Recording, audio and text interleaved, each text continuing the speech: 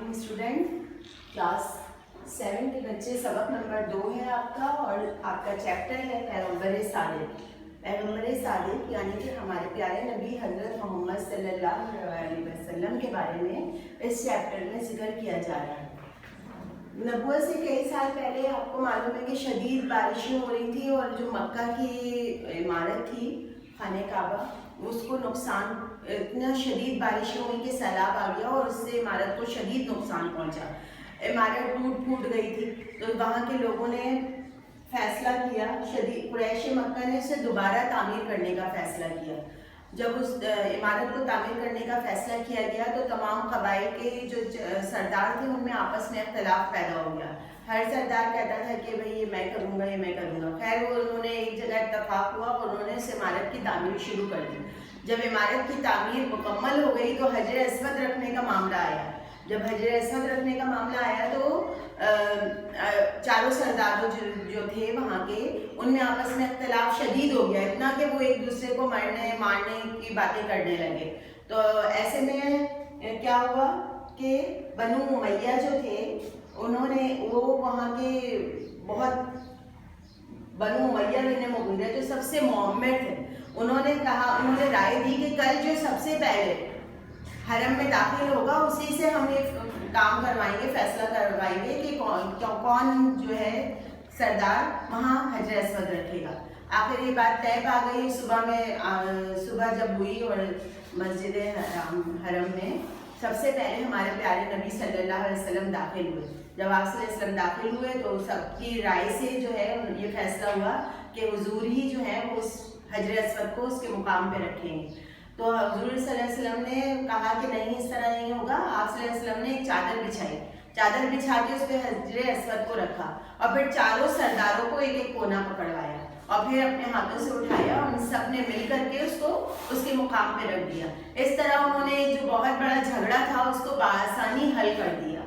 तो इससे आपको क्या अंदाजा हो रहा है? इससे आपको पता चल रहा है ना कि बड़े बड़े मामला को हमारे प्यारे नबी सल्लल्लाहु अलैहि वसल्लम कितनी आसानी से हल कर दिया करते थे। उसको बआसानी उस मसले को बढ़ाते नहीं थे, उसको उन्होंने ऐसे अच्छी तरह से हल कर दिया। जहाँ वो मरने की बातें हो रही थी, एक दूसरे को कत्ल करने की बातें हो रही थी, वो ये बआसानी उन्होंने इस मसले को हल कर दिया। इसी तरह नबूवत से पहले भी नबी करीम सल्लल्लाहु अलैहि वसल्लम जो है सादिक के नाम से मशहूर थे और नबूवत के बाद आप सल्लल्लाहु अलैहि वसल्लम ने इखलाक पर बहुत जोर दिया। आप सल्लल्लाहु अलैहि वसल्लम के इखलाक का तो आपको मालूम ही है, उसका तो क्या जिक्र करें। आप सल्लल्लाहु अलैहि वसल्लम के इखलाक बहुत अच्छे थे। वो बड़ों से, बुजुर्गों से, बच्चों से सबसे बहुत इखलाक से पेश आते थे। कभी उन्होंने कोई किसी के साथ बदकलामी या बदतमीजी से बात नहीं की, वो हमेशा सबके साथ बहुत अच्छी तरह पेश आते थे। तो आप सल्लल्लाहु अलैहि वसल्लम का इरशाद है, जिसमें अमानत नहीं उसका कोई ईमान नहीं है। आप सल्लल्लाहु अलैहि वसल्लम ने सदाकत और अमानत को दीन और ईमान का नाम दिया और झूठ और खयानत को ईमान की जिद और मुनाफिक की निशानी करार दिया। आप सल्लल्लाहु अलैहि वसल्लम का इरशाद है, मुनाफिक की 3 निशानियां हैं। सबसे पहली क्या है कि आप बात करें तो झूठ बोले, अमानत कोई रखवाए तो उसमें खयानत करे और वादा करे तो उसकी वादा खिलाफी करे। ये है मुनाफिक की निशानियाँ। तो हमें क्या चाहिए? हम प्यारे नबी की बातों पे अमल नहीं करेंगे। हमें चाहिए कि हम वादा करें तो उसको पूरा करें और कोई अगर हमारे पास अमानत रखवाता है तो हम उसकी अमानत का ख्याल रखें और अमानत उसने जब तक के लिए भी रखवाई है उसको उसकी अमानत वापस लौटाएं। वादा अगर करें तो हमेशा उसका आज़दारी करें, उसका ख्याल रखें, झूठ ना बोलें और हमेशा सच बोलें। कभी कोई बात जो है अगर आपको ऐसा लगता है कि यहाँ पर आपके सच से जो है मामला सुधर जाएंगे तो आपको सच ही बोलना चाहिए। झूठ का सहारा कभी नहीं लेना चाहिए। झूठ बोलना वैसे ही बहुत बुरी बात है, हमेशा सच बोलना चाहिए। अपने माँ बाप, अपने वालिदैन, अपने उस्ताद, कभी किसी के आगे अगर आपने फ़र्ज़ करे आपको किसी ने कोई काम दिया है तो आप ये नहीं सोचें कि वो उससे मुझे नुकसान पहुँचेगा अगर मैं झूठ बोल दूँ, तो ऐसा नहीं है। आप हमेशा सच बोलें और सच की ही हमेशा जीत होती है। एक दफ़ा का वाक़या है कि आप सल्लल्लाहु अलैहि वसल्लम जो है हज़रत अब्दुल्ला बिन सलाम के पास बैठे हुए थे। वो यहूदियों के आलिम थे। उन्होंने हज़रत मोहम्मद सल्लल्लाहु अलैहि वसल्लम को देखा तो उन्होंने फरमाया, पुकार उठे कि उनका चेहरा गो का चेहरा चेहरा नहीं। दरोगोई यानी कि जो झूठ बोलते हैं, जो लोग दरोगोई करते हैं, वो उनका चेहरा नहीं था। उन्होंने उनको कहा कि ये उनका चेहरा नहीं है दरोगों का, वो बहुत सच्चे और चेहरे से ही सादिक और अमीन पता चल जाता था। अतबा बिन रबिया कुरैश का मशहूर सरदार था। उसने हुजूर सल्लल्लाहु अलैहि वसल्लम को मजहब की तबलीग से रोकना चाहा। उसने कई अपने चीज़ें जो है रखी हुजूर सल्लल्लाहु अलैहि वसल्म के सामने, और उनको बोला कि आप तमाम चीज़ों को छोड़ के आप अपने मजहब की तबलीग जो है उसको छोड़ दें। अतबा की बातें सुनकर हुजूर सल्लल्लाहु अलैहि वसल्लम ने सूरह हामीम अल सजदा पढ़नी शुरू कर दी।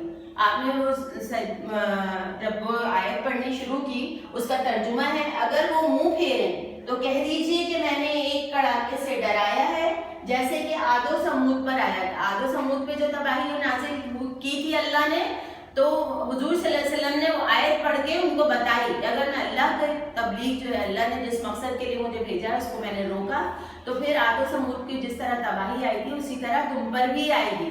तो उससे वो डर गए और डर के वो अपने कबीले के पास गए और वहाँ के लोगों को बताया कि जब हुजूर सल्लल्लाहु अलैहि वसल्लम ने आयत पढ़नी शुरू की तो मैंने उनको रोक दिया। मैंने इसलिए रोका कि मैं डर गया कि कहीं इसी तरह आदो समूद की तरह तुम पर भी कोई अल्लाह का अजाब नाजिल ना हो।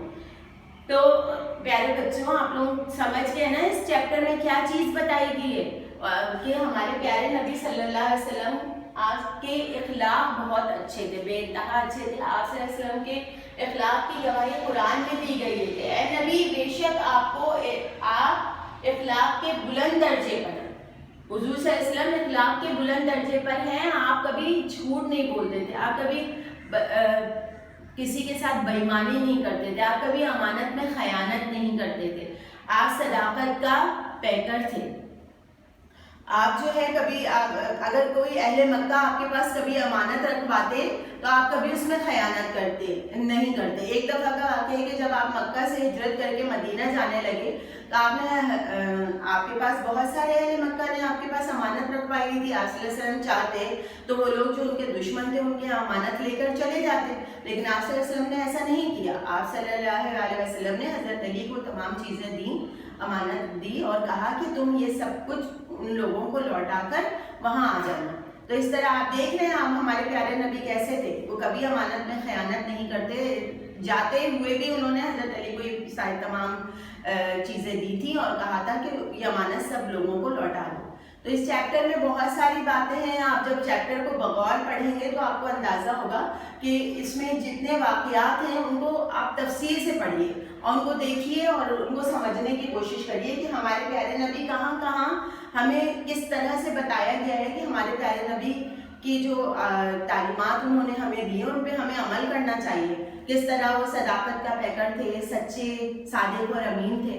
तो हमें भी उन तमाम बातों पे अमल करने की कोशिश करनी चाहिए ताकि जो है अल्लाह ताला जो है हमसे राज़ी हो जाए और वो हमारे गुनाहों को माफ़ करे, हम पर अपनी रहमत का साया कर दे।